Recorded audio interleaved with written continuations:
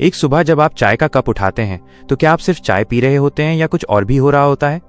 जब आपके हाथों में गर्म कप की वार्मथ महसूस होती है, जब भाप आपके चेहरे को छूती है, जब पहला घूंट आपकी जीभ पर आता है, ये सब कुछ एक साथ घट रहा होता है। लेकिन हम में से अधिकतर लोग इसे मिस कर देते हैं क्योंकि हमारा माइंड कहीं और बिजी होता है। हम अपनी लाइफ में इतने अब्सॉर्ब्ड हो जाते हैं कि प्रेजेंट मोमेंट को कंप्लीटली इग्नोर कर देते हैं। ऑफिस की टेंशन, फैमिली की प्रॉब्लम्स, फ्यूचर की प्लानिंग, हमारा दिमाग हमेशा समवेयर एल्स होता है। हम फिजिकली तो यहां होते हैं लेकिन मेंटली कहीं और। यही वजह है कि हमें लगता है जैसे लाइफ बहुत फास्ट निकल रही है और हम कुछ भी प्रॉपर्ली एंजॉय नहीं कर पा रहे। बट क्या होगा अगर मैं आपसे कहूं कि आप अपनी रेगुलर एक्टिविटीज को करते समय भी इनर पीस पा सकते हैं?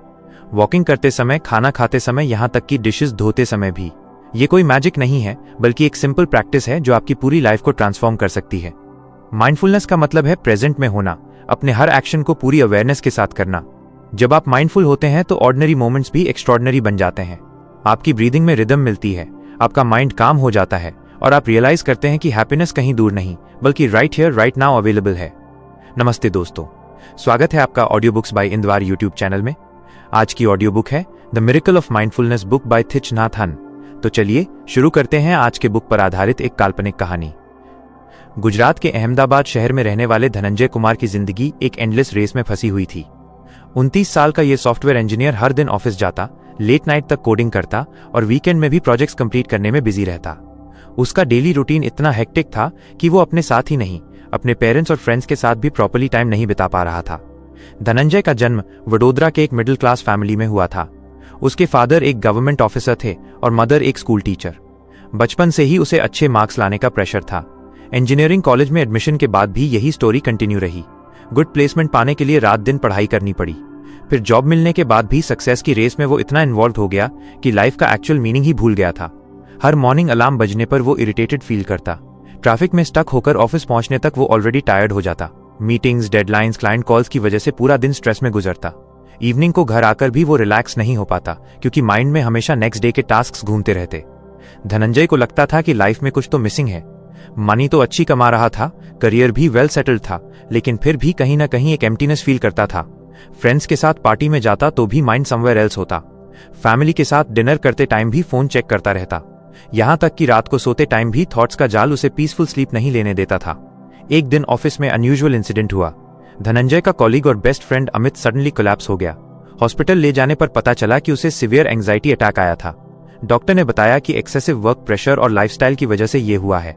अमित केवल 26 साल का था, लेकिन उसकी हेल्थ कंडीशन 40 साल के व्यक्ति जैसी हो गई थी। ये इंसिडेंट धनंजय के लिए एक वेकअप कॉल था। उसने रियलाइज किया कि कहीं ना कहीं वो भी सेम डायरेक्शन में जा रहा है। उस रात वो पहली बार सीरियसली सोचने बैठा कि क्या यही जिंदगी है जो वो जीना चाहता था। सक्सेस तो मिली थी लेकिन हैप्पीनेस कहीं लॉस्ट हो गई थी। अगले दिन ऑफिस जाते टाइम ट्रैफिक सिग्नल पर वेटिंग करते हुए उसकी नजर एक बुजुर्ग व्यक्ति पर पड़ी। वो बड़े आराम से फुटपाथ पर बैठकर एक बुक पढ़ रहे थे। उनके चेहरे पर जो पीस और कंटेंटमेंट था वो धनंजय को बहुत अट्रैक्ट करी। सिग्नल ग्रीन होने के बाद भी वो उस व्यक्ति को देखता रहा। उसके माइंड में एक थॉट आया कि काश वो भी इतना पीसफुल फील कर सकता। उस इवनिंग धनंजय ने डिसाइड किया कि वो उस बुजुर्ग से मिलेगा। अगले दिन सेम टाइम पर वो वहां गया तो वो व्यक्ति फिर सेम स्पॉट पर बैठकर बुक पढ़ रहे थे। धनंजय ने हेजिटेंटली अप्रोच किया और पोलाइटली पूछा, अंकल, ये आप यहाँ रोज आकर क्या पढ़ते रहते हैं? बुजुर्ग ने मुस्कुराते हुए कहा, बेटा, ये एक वेरी स्पेशल बुक है। इसमें जिंदगी जीने का सही तरीका बताया गया है। धनंजय क्यूरियस हो गया। उन्होंने बुक का कवर दिखाया। टाइटल था the miracle of mindfulness by Thich Nhat Hanh. Mindfulness क्या होती है अंकल? धनंजय ने पूछा। बुजुर्ग, जिनका नाम गोपाल भाई था, ने एक्सप्लेन किया, बेटा, माइंडफुलनेस का मतलब है प्रेजेंट मोमेंट में कंप्लीटली अवेयर रहना। जो भी काम कर रहे हो उसमें फुल्ली इन्वॉल्व होना। पास्ट की वरीज या फ्यूचर की टेंशन्स में नहीं बल्कि अभी जो हो रहा है उसमें फोकस करना। धनंजय को यह कॉन्सेप्ट थोड़ा स्ट्रेंज लगा। लेकिन अंकल, प्रैक्टिकल लाइफ में ये कैसे पॉसिबल है? ऑफिस में इतना वर्क प्रेशर है, डेडलाइंस हैं, टारगेट्स हैं, माइंड को एक जगह कैसे फोकस करें? गोपाल भाई ने धीरे से कहा, बेटा, मैं भी पहले तुम्हारी तरह ही था। बैंकिंग में 35 साल काम किया। Stress, tension, blood pressure, diabetes, सब कुछ था। रिटायरमेंट के बाद भी पीस नहीं मिली। फिर किसी ने ये बुक रेकमेंड की। पढ़ने के बाद लाइफ कंप्लीटली चेंज हो गई। उन्होंने आगे बताया, ये वियतनामीज मंक थिच नाथ हन की बुक है। बहुत सिंपल लैंग्वेज में बहुत डीप बातें कही गई हैं। माइंडफुलनेस प्रैक्टिस करने से लाइफ में अमेजिंग चेंजेस आते हैं। धनंजय ने रिक्वेस्ट की कि क्या वो भी ये बुक पढ़ सकता है। गोपाल भाई ने खुशी से अपनी कॉपी दे दी और कहा, पढ़ने के बाद मुझसे डिस्कस करना, कोई डाउट हो तो पूछना। उस रात धनंजय ने बुक ओपन की। पहले ही पेज पे लिखा था, the miracle is not to walk on water, the miracle is to walk on the green earth, dwelling deeply in the present moment and feeling truly alive. ये लाइन पढ़कर उसके दिल में कुछ हलचल हुई। बुक में सिंपल लेकिन पावरफुल टेक्निक्स बताई गई थी। Breathing meditation, walking meditation, eating meditation जैसी प्रैक्टिसेस के बारे में डिटेल से एक्सप्लेन किया गया था। ऑथर ने बताया था कि कैसे डेली एक्टिविटीज को भी मेडिटेशन में कन्वर्ट किया जा सकता है। धनंजय ने फर्स्ट चैप्टर पूरा पढ़ा। उसमें लिखा था कि हम अक्सर लाइफ में फिजिकली प्रेजेंट होते हैं लेकिन मेंटली समवेयर एल्स होते हैं। खाना खाते टाइम टीवी देखना, वॉक करते टाइम फोन यूज करना, फैमिली के साथ बैठकर ऑफिस के बारे में सोचना, इससे हम प्रेजेंट मोमेंट का जॉय मिस कर देते हैं। अगले दिन ऑफिस जाते टाइम धनंजय ने एक एक्सपेरिमेंट किया। ट्रैफिक में स्टक होने के बजाय उसने डीप ब्रीदिंग शुरू की। बुक में जैसा लिखा था उसने अपनी ब्रेथ पर फोकस किया, इन और आउट, बस इतना सिंपल। सरप्राइजिंगली कुछ ही मिनट्स में उसका माइंड काम हो गया। ट्रैफिक का फ्रस्ट्रेशन कम लगा। ऑफिस में भी उसने छोटे छोटे चेंजेस किए। ईमेल चेक करते टाइम कंप्लीटली फोकस करने की कोशिश की। मीटिंग में बैठकर मल्टीटास्किंग करने के बजाय स्पीकर की बात को कंप्लीटली सुनने पर अटेंशन दिया। लंच करते टाइम फोन असाइड रखकर फूड के टेस्ट पर कॉन्सेंट्रेट किया। शुरुआत में यह सब आर्टिफिशियल लगा, माइंड बार बार भटकता था, लेकिन बुक में साफ लिखा था कि ये नॉर्मल है। प्रैक्टिस के साथ ग्रेजुअली इंप्रूवमेंट होती जाएगी। एक वीक बाद धनंजय गोपाल भाई से मिला। कैसा लगा बेटा? उन्होंने पूछा। अंकल, बहुत इंटरेस्टिंग है, लेकिन कभी कभी लगता है कि मैं टाइम वेस्ट कर रहा हूँ। इतना काम पेंडिंग है और मैं ब्रेथ काउंटिंग कर रहा हूँ। धनंजय ने अपनी कंफ्यूजन शेयर की। गोपाल भाई हंसे। यही तो सबसे बड़ा मिसकंसेप्शन है बेटा। हमें लगता है कि बिजी रहना मीन्स प्रोडक्टिव होना, लेकिन एक्चुअली तुम जो 5 मिनट माइंडफुलनेस प्रैक्टिस करते हो वो तुम्हारी पूरी डे की प्रोडक्टिविटी इंप्रूव कर देती है। माइंड क्लियर होता है, डिसीजंस बेटर होते हैं, क्रिएटिविटी बढ़ती है। उन्होंने अपना पर्सनल एक्सपीरियंस शेयर किया। बैंकिंग में जब स्ट्रेस होता था तो मिस्टेक्स भी ज्यादा होती थी। माइंडफुलनेस प्रैक्टिस करने के बाद एफिशिएंसी बहुत बढ़ गई थी। सेम वर्क में कम टाइम लगने लगा था। धनंजय को यह लॉजिक समझ आया। उसने बुक का दूसरा चैप्टर पढ़ना शुरू किया। इसमें वॉशिंग डिशेज मेडिटेशन के बारे में लिखा था। ऑथर कहते थे कि डिशेज वॉश करना भी एक मेडिटेशन हो सकती है अगर आप कंप्लीटली प्रेजेंट रहें। वाटर का टेम्परेचर फील करना, सोप के बबल्स देखना, प्लेट्स की सरफेस पर फोकस करना। ये पढ़कर धनंजय को बचपन की एक मेमोरी आई। गांव में नानी के घर जाते थे तो वो बर्तन धोने में हेल्प करता था। उस टाइम कोई टेंशन नहीं था, सिर्फ पानी से खेलने का मजा था। कब ये सिंप्लिसिटी लॉस्ट हो गई पता ही नहीं चला। अगले दिन इवनिंग को घर आकर उसने एक्सपेरिमेंट किया। किचन में जाकर बर्तन धोने लगा। मॉम सरप्राइज हुई क्योंकि ये काम हमेशा वो ही करती थी। धनंजय ने पूरा अटेंशन वाटर, सोप और डिशेस पर दिया। सरप्राइजिंगली ये एक्सपीरियंस बहुत रिलैक्सिंग था। आज कुछ अलग लग रहे हो बेटा, मॉम ने कहा। हमेशा फोन में बिजी रहते हो, आज किचन में आकर हेल्प भी कर रहे हो। धनंजय ने महसूस किया कि स्लोली चेंजेस आ रहे थे। ऑफिस में भी कॉलीग्स ने नोटिस किया कि वो पहले से ज्यादा पेशेंट और काम लग रहा था। टीम मीटिंग्स में वो प्रॉपर्ली लिसन करता था और थॉटफुल सजेशंस देता था। बुक के तीसरे चैप्टर में वॉकिंग मेडिटेशन एक्सप्लेन की गई थी। ऑथर कहते थे कि वॉकिंग भी एक पावरफुल माइंडफुलनेस प्रैक्टिस है। हर स्टेप को कॉन्शियसली उठाना, ग्राउंड से फीट का कॉन्टैक्ट फील करना, बॉडी की मूवमेंट को ऑब्जर्व करना। धनंजय का ऑफिस साबरमती रिवर के किनारे था। लंच ब्रेक में वो वहां वॉक करने जाने लगा। इनिशियली लोग स्ट्रेंज लगते थे जो स्लोली चलते हैं, लेकिन जब उसने ट्राई किया तो रियलाइज किया कि ये बहुत डिफरेंट एक्सपीरियंस था। रिवर की साउंड, हवा की टच, बर्ड्स की चर्पिंग, सब कुछ क्लियरली फील होता था। एक दिन वॉक करते टाइम उसकी मुलाकात एक एल्डरली कपल से हुई। वो भी स्लोली वॉक कर रहे थे। बात करने पर पता चला कि उन्होंने भी माइंडफुलनेस प्रैक्टिस की थी। हमारे ग्रैंडसन ने अमेरिका से ये टेक्निक सिखाई थी, अंकल ने बताया। वहां ऑफिस में स्ट्रेस मैनेजमेंट के लिए मेडिटेशन क्लासेस होती हैं। गूगल, एप्पल जैसी कंपनीज में तो रेगुलर प्रोग्राम्स चलते हैं। धनंजय को पता था कि वेस्टर्न कंट्रीज में माइंडफुलनेस बहुत पॉपुलर हो रही है, लेकिन इंडिया में अभी भी लोग इसे टाइम वेस्ट समझते हैं। आयरॉनिकली ये प्रैक्टिसेस हमारे यहां से ही ओरिजिनेटेड हुई थी। बुक का 4th चैप्टर ईटिंग मेडिटेशन के बारे में था। ऑथर सजेस्ट करते थे कि खाना खाते टाइम टीवी, फोन, न्यूज़पेपर सब बंद करके सिर्फ फूड पर फोकस करना चाहिए। हर बाइट को स्लोली च्यू करना, टेस्ट को प्रॉपर्ली फील करना, ग्रैटिट्यूड एक्सप्रेस करना। धनंजय ने ये प्रैक्टिस भी ट्राई की। फैमिली के साथ डिनर करते टाइम फोन असाइड रख दिया। इनिशियली सबको वियर्ड लगा। डैड ने पूछा, कोई प्रॉब्लम है क्या? फोन क्यों नहीं देख रहे? नहीं पापा, बस खाने का टेस्ट प्रॉपर्ली एंजॉय करना चाहता हूं, उसने सिंपली कहा। मॉम ने खुशी से कहा, अरे वाह, कितने दिन बाद पूरी फैमिली टुगेदर बैठकर प्रॉपर्ली खाना खा रहे हैं। धनंजय को रियलाइज हुआ कि ये सच था। मंथ से वो खाना खाते टाइम भी माइंड कहीं और रहता था। आज पहली बार मॉम के हाथ का खाना इतना टेस्टी लगा था। इस प्रैक्टिस का एक और फायदा हुआ, वो ओवर ईटिंग करना बंद हो गया। माइंडफुली खाने से पेट भरने का सिग्नल प्रॉपर्ली मिलता था। स्लोली उसका वेट भी कम होने लगा। 1 मंथ बाद धनंजय की ओवरऑल पर्सनैलिटी में विजिबल चेंजेस थे। वो पीह पे ए की मात्रा से ज्यादा पेशेंट, काम और फोकस था। ऑफिस में प्रोडक्टिविटी इंप्रूव हुई थी। टीम मेंबर्स भी उसके साथ कंफर्टेबल फील करते थे। लेकिन सबसे बड़ा चेंज ये था कि वो जेन्युइनली हैप्पी फील करने लगा था। मॉर्निंग उठते टाइम एनर्जी होती थी। वर्क भी इंजॉय करता था। इवनिंग को फैमिली के साथ टाइम स्पेंड करना अच्छा लगता था। बुक में एक इंटरेस्टिंग कॉन्सेप्ट था, इंटरबीइंग। ऑथर एक्सप्लेन करते थे कि एवरीथिंग कनेक्टेड है। हमारी हैप्पीनेस दूसरों की हैप्पीनेस से जुड़ी है। जब हम प्रेजेंट मोमेंट में पीसफुल रहते हैं तो ये पॉजिटिव एनर्जी दूसरों तक भी पहुंचती है। धनंजय ने ये डायरेक्टली एक्सपीरियंस किया। जब वो काम रहता था तो टीम का मूड भी अच्छा रहता था। घर में भी एटमॉस्फेयर पॉजिटिव रहता था। यहां तक कि ट्रैफिक में भी अगर वो पेशेंट रहता था तो दूसरे ड्राइवर्स भी लेस अग्रेसिव होते थे। बुक के मिडिल सेक्शन में ऑथर ने वियतनाम वॉर के दौरान के अपने एक्सपीरियंसेस शेयर किए थे। कैसे एक्सट्रीम कंडीशंस में भी माइंडफुलनेस प्रैक्टिस करने से इनर पीस मेंटेन कर सकते हैं। यह पढ़कर धनंजय को लगा कि उसकी प्रॉब्लम्स तो कुछ भी नहीं थी compare to what people have faced. उसने ग्रैटिट्यूड प्रैक्टिस शुरू की। हर मॉर्निंग उठकर 5 थिंग्स के लिए थैंक यू कहता था। हेल्थ, फैमिली, जॉब, फ्रेंड्स और बेसिक नीड्स। ये सिंपल प्रैक्टिस से भी मूड सिग्निफिकेंटली इंप्रूव होता था। ऑफिस में भी उसने पॉजिटिव चेंजेस इंप्लीमेंट किए। टीम मीटिंग्स को मोर माइंडफुल बनाया। हर मीटिंग की शुरुआत 2 मिनट के साइलेंस से करने लगा। इनिशियली लोगों को अजीब लगा, लेकिन ग्रेजुअली सबको बेनिफिट्स रियलाइज हुए। मीटिंग्स मोर प्रोडक्टिव होने लगी। धनंजय ने अपनी कंपनी के एचआर हेड से बात की माइंडफुलनेस वर्कशॉप कंडक्ट करने के लिए। शुरुआत में रेजिस्टेंस था। ये सब वेस्टर्न कॉन्सेप्ट्स हैं, हमारे कल्चर में फिट नहीं होते, कुछ सीनियर मैनेजर्स ने कहा। लेकिन जब धनंजय ने एक्सप्लेन किया कि ये एक्चुअली एंशिएंट इंडियन प्रैक्टिसेस हैं जो मॉडर्न साइंस द्वारा वैलिडेट हो चुकी हैं, तब जाकर इंटरेस्ट बढ़ा। हार्वर्ड, स्टैनफोर्ड जैसी यूनिवर्सिटीज में एक्सटेंसिव रिसर्च हो चुकी है माइंडफुलनेस के बेनिफिट्स पर। कंपनी ने एक पायलट वर्कशॉप ऑर्गेनाइज की। रिस्पॉन्स ओवरवेलमिंग था। एम्प्लॉइज ने बताया कि स्ट्रेस लेवल कम हुआ है, कंसंट्रेशन बेहतर हुई है और जॉब सैटिस्फैक्शन इंक्रीज हुई है। इसके बाद रेगुलर सेशन शुरू हो गए। धनंजय का फ्रेंड अमित, जिसे एंजाइटी अटैक आया था, भी इन सेशंस में पार्टिसिपेट करने लगा।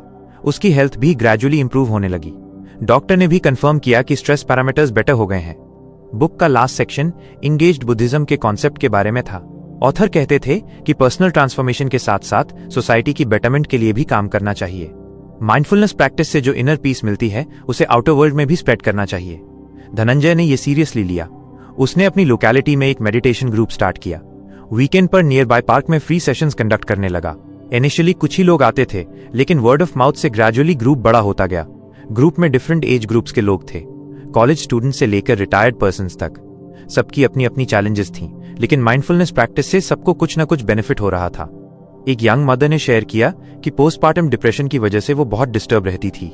मेडिटेशन प्रैक्टिस से ग्रेजुअली मूड इंप्रूव हुआ और अब वो बेटर पेरेंटिंग कर पा रही है। एक रिटायर्ड टीचर ने बताया कि लोनलीनेस की प्रॉब्लम थी। यहाँ आकर कम्युनिटी फील होती है और पॉजिटिव लोगों से इंटरेक्शन होता है। धनंजय को लगा कि ये सब केवल कोइंसिडेंस नहीं था। बुक में पढ़ा था कि जब आप जेन्युइनली कुछ अच्छा करते हैं तो यूनिवर्स भी सपोर्ट करता है। 6 मंथ्स बाद धनंजय की लाइफ कंप्लीटली ट्रांसफॉर्म हो गई थी। करियर वाइज भी प्रमोशन मिला था क्योंकि परफॉर्मेंस आउटस्टैंडिंग था। पर्सनल रिलेशनशिप्स इंप्रूव हुई थी। हेल्थ भी बेटर थी। मोस्ट इंपॉर्टेंटली वो जेन्युइनली कंटेंट और पीसफुल था। लेकिन सबसे बड़ी अचीवमेंट ये थी कि उसने अपना पर्पस फाइंड कर लिया था। मनी और सक्सेस के बिहाइंड भागना बंद करके वो मीनिंगफुल लाइफ जी रहा था।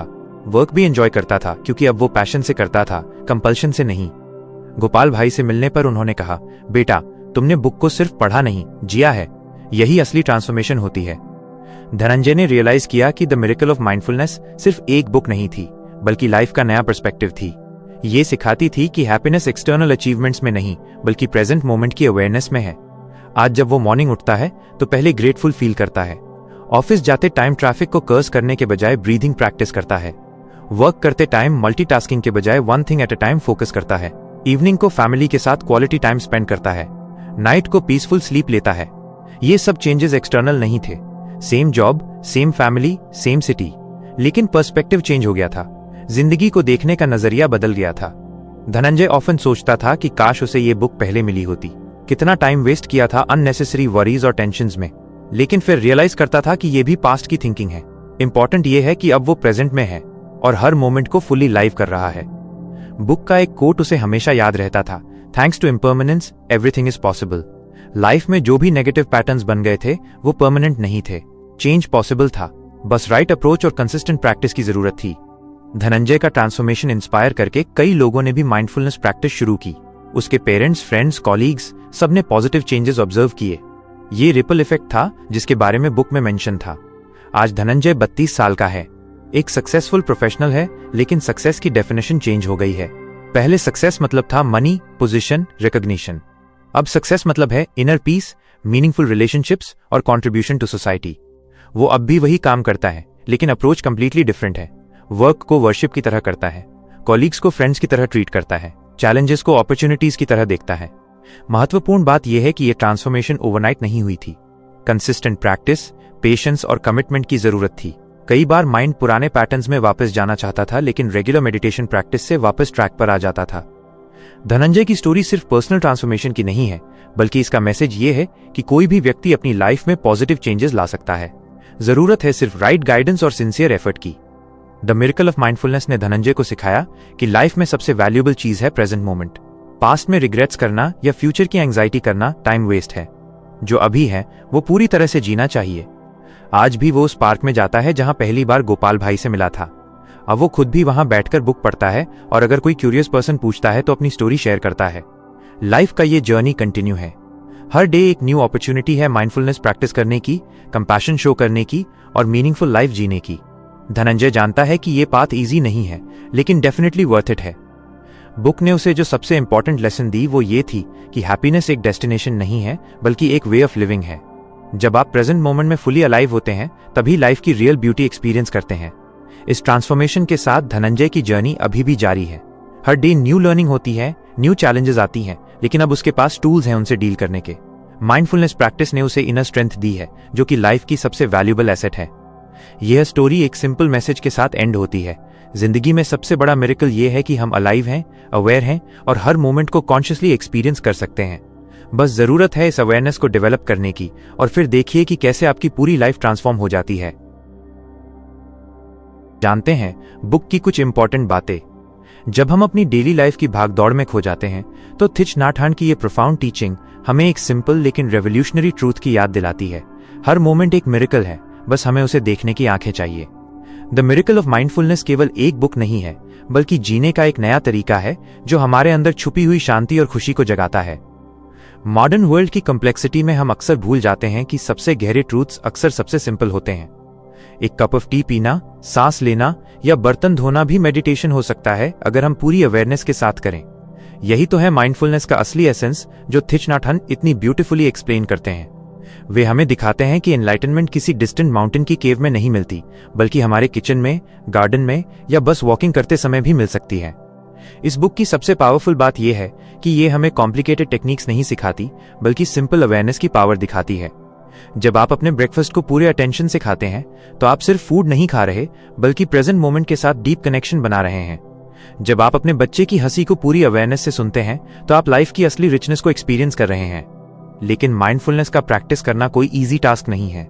हमारा माइंड कॉन्स्टेंटली पास्ट के रिग्रेट्स या फ्यूचर की एंजाइटीज में भटकता रहता है। यहाँ थिच नाथ हंट की टीचिंग्स की रियल विजडम दिखती है। वे हमें पेशेंस और कंपैशन से अपने साथ रहना सिखाते हैं। जब माइंड भटके तो उसे जज ना करें, बस जेंटल वे में वापस प्रेजेंट मोमेंट में ले आएं। ये बुक हमें यह भी सिखाती है कि माइंडफुलनेस कोई सेल्फिश प्रैक्टिस नहीं है। जब हम ट्रूली प्रेजेंट होते हैं, तो हम दूसरों के साथ भी मोर कंपैशनेट और अंडरस्टैंडिंग हो जाते हैं। हमारे रिलेशनशिप्स इंप्रूव होते हैं, क्योंकि हम एक्चुअली लिसनिंग करते हैं, एक्चुअली सीइंग करते हैं। ये रिपल इफेक्ट पूरे सोसाइटी में पॉजिटिव चेंजेस ला सकता है। एक बात जो इस बुक को स्पेशली रेलेवेंट बनाती है आज के टाइम में, वो है डिजिटल डिस्ट्रैक्शन से निपटने का अप्रोच। सोशल मीडिया, स्मार्टफोन्स और कांस्टेंट नोटिफिकेशंस के बीच माइंडफुलनेस प्रैक्टिस करना और भी चैलेंजिंग हो गया है। लेकिन थिच नाथ हंट की टाइमलेस विजडम यहां भी एप्लीकेबल है। टेक्नोलॉजी को एनिमी बनाने की बजाय हम इसे भी माइंडफुली यूज कर सकते हैं।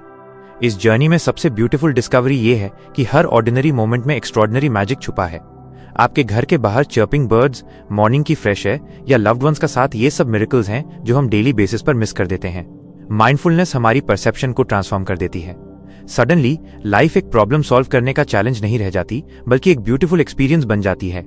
ये ट्रांसफॉर्मेशन ओवरनाइट नहीं होता।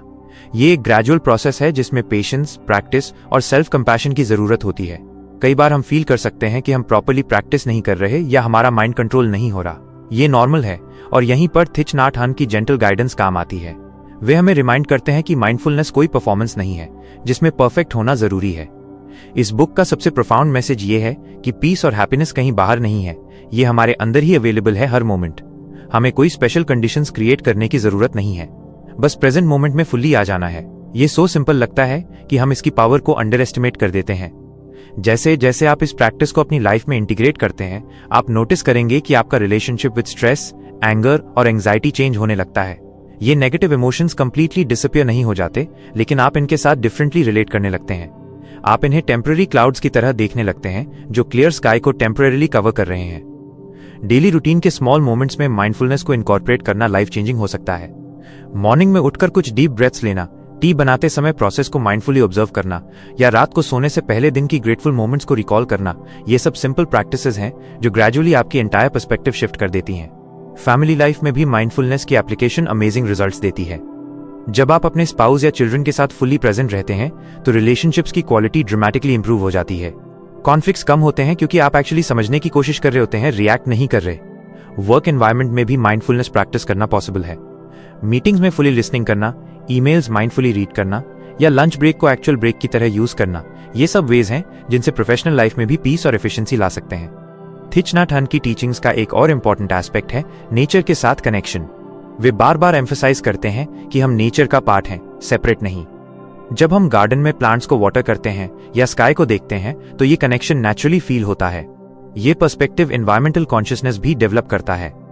इस बुक को पढ़ने के बाद सबसे बड़ा रियलाइजेशन ये होता है कि हैप्पीनेस कोई डेस्टिनेशन नहीं है जहां हम पहुंचना है, बल्कि ये एक वे ऑफ बीइंग है। हर स्टेप, हर ब्रेथ, हर मोमेंट में हैप्पीनेस पॉसिबल है। ये प्रोफाउंड शिफ्ट इन अंडरस्टैंडिंग पूरी लाइफ को ट्रांसफॉर्म कर देता है। कम्युनिटीज में भी माइंडफुलनेस प्रैक्टिस का पॉजिटिव इंपैक्ट होता है। जब इंडिविजुअल्स माइंडफुली लिव करते हैं तो नेचुरली कंपैशनेट कम्युनिटीज बनते हैं। यह सोशल हार्मनी और अंडरस्टैंडिंग प्रमोट करता है।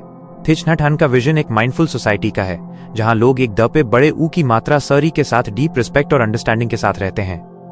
आज के चैलेंजिंग टाइम्स में जब वर्ल्ड भर में कॉन्फ्लिक्ट्स, एनवायरमेंटल क्राइसिस और सोशल इनइक्वालिटीज हैं, माइंडफुलनेस प्रैक्टिस और भी रेलेवेंट हो जाती है। यह हमें रिएक्टिव रिस्पॉन्सेज देने की बजाय थॉटफुल एक्शंस लेने की कैपेसिटी देती है। यह इनर पीस से आउटर पीस क्रिएट करने का पावरफुल टूल है। इस जर्नी में कंसिस्टेंसी की फैक्टर है। डेली प्रैक्टिस चाहे 5 मिनट्स की हो या 50 मिनट्स की, रेगुलर होना जरूरी है। यह हैबिट फॉर्मेशन की साइकोलॉजी भी फॉलो करता है। जैसे जैसे प्रैक्टिस रूटीन बनता जाता है, वैसे वैसे माइंडफुलनेस नेचुरली आपके थॉट्स और एक्शंस में इंटीग्रेट होते जाता है। अंत में द मिरेकल ऑफ माइंडफुलनेस सिर्फ एक बुक नहीं है, बल्कि एक इन्विटेशन है, एक डिफरेंट वे ऑफ लिविंग की। यह हमें इनवाइट करती है कि हम अपनी लाइफ को मिरेकल की तरह देखें, बर्डन की तरह नहीं। यह हमें सिखाती है कि ऑर्डिनरी मोमेंट्स में एक्स्ट्रॉर्डिनरी ब्यूटी फाइंड करना है। जब आप ये बुक बंद करके अपनी डेली लाइफ में वापस जाते हैं तो रिमेंबर रखिए कि रियल प्रैक्टिस अब शुरू होती है। किचन में, ऑफिस में, रिलेशनशिप्स में, ट्रैफिक में, हर जगह माइंडफुलनेस को प्रैक्टिस करने का अपॉर्चुनिटी है। ये लाइफ लॉन्ग जर्नी है जो हर स्टेप पर नई डिस्कवरीज देती है। थिच नाट हन का मैसेज क्लियर है। आपको कहीं जाने की जरूरत नहीं है, कुछ स्पेशल बनने की जरूरत नहीं है। आप ऑलरेडी कंप्लीट हैं, बस प्रेजेंट मोमेंट में आ जाने की जरूरत है। ये सिंपल ट्रूथ ही सबसे प्रोफाउंड ट्रांसफॉर्मेशन का सोर्स है। आपकी ये जर्नी आज से शुरू हो सकती है, इसी मोमेंट से। एक डीप ब्रेथ लीजिए, अपने आसपास की साउंड्स को सुनिए और फील कीजिए कि आप अलाइव हैं, यही हैं, अभी हैं। यही है माइंडफुलनेस का मिरेकल, यही है लाइफ का मिरेकल। इस बुक की टीचिंग्स को अपनी लाइफ में इंप्लीमेंट करते समय पेशेंस रखिए और अपने साथ काइंड रहिए। ये जर्नी परफेक्ट नहीं होगी, लेकिन हर इम्परफेक्ट स्टेप भी वैल्यूएबल है, क्योंकि अल्टीमेटली माइंडफुलनेस परफेक्ट होने के बारे में नहीं है, प्रेजेंट होने के बारे में है। अगर आपको ये ऑडियो बुक पसंद आई हो तो एक लाइक जरूर दीजिए और कमेंट करके बताइए कि अगली कहानी कौन सी सुननी है। आपका कमेंट पिन किया जा सकता है, तो दिल से कुछ लिखिए। और हाँ, सब्सक्राइब करना मत भूलिए। साथ में उस बेल आइकन को दबाना जरूरी है ताकि अगली ऑडियो बुक की घंटी सबसे पहले आपके पास बजे। मिलते हैं अगली ऑडियो बुक में। सुनते रहिए, सीखते रहिए।